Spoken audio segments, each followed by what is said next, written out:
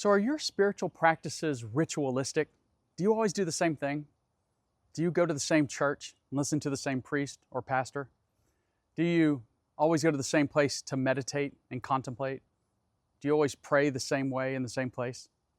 Okay? There's nothing wrong with those rituals because you're getting closer to God and you're getting closer to awakening, right? Those things.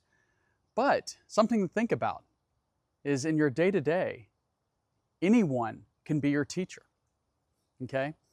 And especially when you get hooked. And by hooked, I mean you're angered in some way, you're upset, you have anxiety, okay? There could be somebody you really, really dislike, but they can be your teacher. And you have to look at them as being your teacher, especially if it's somebody that gets you riled up and gets you hooked, because that's when you can practice mindfulness and also becoming closer to God. Okay? When something like that happens, recognize your thoughts, be the witness to your thoughts. I say this in my other videos. And then you can reflect on that before you react. Okay? That's practicing mindfulness. Okay?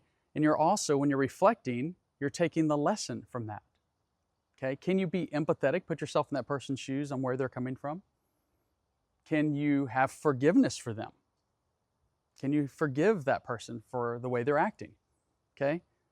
Those are all lessons. Those are lessons. Those are your opportunities to become stronger mentally and open your heart and your capacity to love. Okay? Those are lessons. So there's nothing wrong with doing your day-to-day rituals and becoming closer to God and becoming closer to an awakening state and being more of an enlightened being.